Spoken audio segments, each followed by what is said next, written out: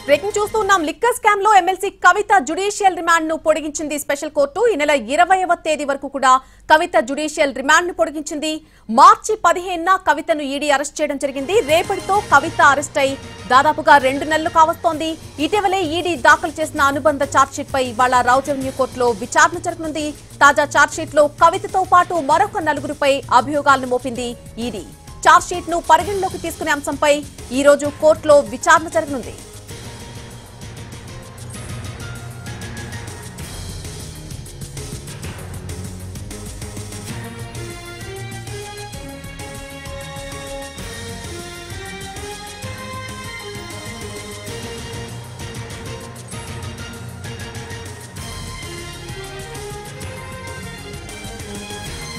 Liquor scam లో MLC కవిత judicial remand ను పొడిగించింది special court. దానికి సంబంధించిన అప్డేట్ మనం చూస్తున్నాం. ఈ నెల 20వ తేదీ వరకు కవిత జ్యుడిషియల్ రిమాండ్ ను పొడిగించడం జరిగింది కోర్టు. మార్చి 15న కవితను ఈడీ అరెస్టు చేసింది. రేపటితో కవిత అరెస్ట్ అయి 2 నెలలు కావస్తోంది. ఇటీవలే ఈడీ దాఖలు చేసినటువంటి అనుబంధ ఛార్జ్షీట్ పై ఇవాళ రౌజ్ అవెన్యూ కోర్టులో విచారణ జరగనుంది. తాజా ఛార్జ్షీట్ లో కవితతో పాటు మరొక 4గురిపై అభియోగాలను మోపింది ఈడీ. ఛార్జ్షీట్ ను పరిగణలోకి తీసుకునే అంశానికి సంబంధించి ఈ రోజు కోర్టులో విచారణ జరగనుంది.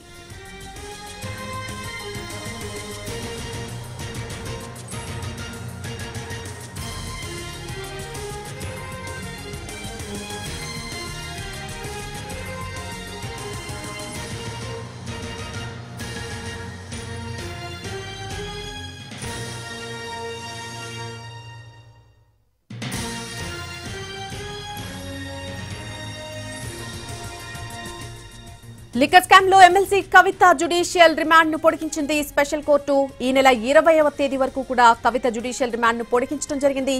మార్చి 15న కవితను ఈడీ అరెస్టు చేయడం జరిగింది. రేపటితో చూసుకున్నట్టయితే కవిత అరెస్ట్ అయి 2 నెలలు కావస్తోంది. ఇటీవలే ఈడీ దాఖలు చేసినటువంటి అనుబంధ ఛార్జ్షీట్ ఏదైతే ఉందో దానిపై ఇవాళ రౌజ్ అవెన్యూ కోర్టులో మరి కాసేపట్లో విచారణ జరగనుంది. తాజా ఛార్జ్షీట్ లో కవితతో పాటు మరొక 4గురిపై కూడా అభియోగాలను మోపింది ఈడీ. ఆ ఛార్జ్షీట్ ను పరిగణలోకి తీసుకునే అంశానికి సంబంధించి ఈ రోజు కోర్టులో విచారణ జరగబోతోంది. ఇదే అంశానికి సంబంధించి పూర్తి అప్డేట్ మా ప్రతినిధి రాజు అందిస్తారు. రాజు, రీసెంట్ గా అప్లై చేసినటువంటి ఛార్జ్షీట్ కి సంబంధించి మరొక 4గురి పేర్లు కూడా జత చేసినట్టుగా కనిపిస్తోంది. వారిపై కూడా కొన్ని అభియోగాలను మోపినట్టుగా చెప్తోంది ఈడీ. సో దీనికి సంబంధించి పూర్తి అప్డేట్ ఏంటి?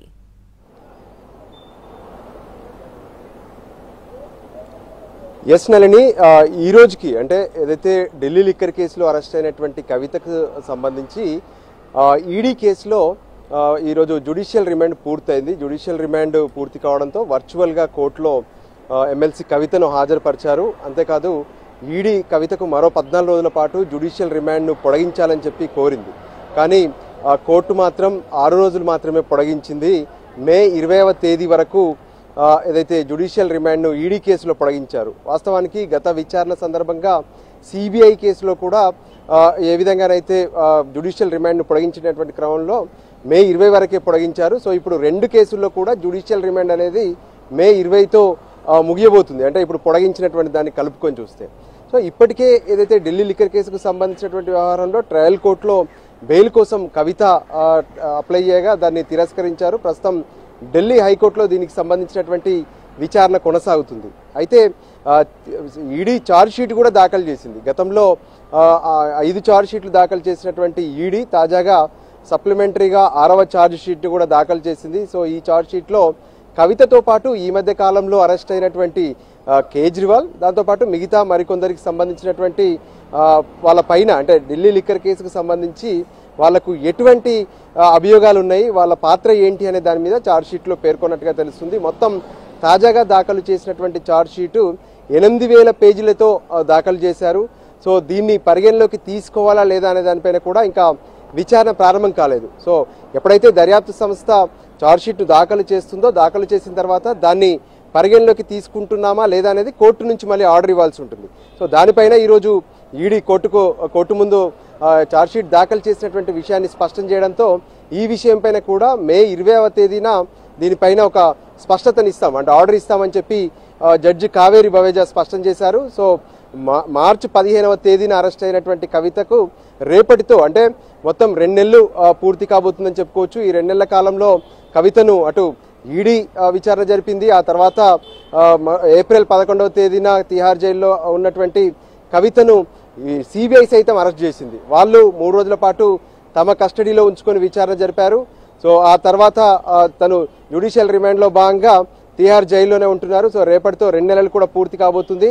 అయితే ఏదైతే జ్యుడిషియల్ రిమాండ్కి సంబంధించినటువంటి విషయంలో ఈరోజు కవిత తరపున కొన్ని వాదనలు కూడా వినిపించారు. అంటే ఎప్పుడైతే ఛార్జ్షీట్ దాఖలు చేస్తారో ఛార్జ్షీట్ దాఖలు చేశాక అంటే విచారణ అనేది పూర్తయింది కాబట్టి తమకు బెయిల్ పొందే అవకాశం ఉంటుంది. బెయిల్ సంబంధించినటువంటి అంశం ఏంటి అన్నప్పుడు గతంలో ఏ విధంగానైతే బెయిల్ వ్యవహారంలో తిరస్కరించారో అదే అంశాలను కోర్టు ముందు ఈడీ స్పష్టం చేసే అవకాశం ఉంటుంది.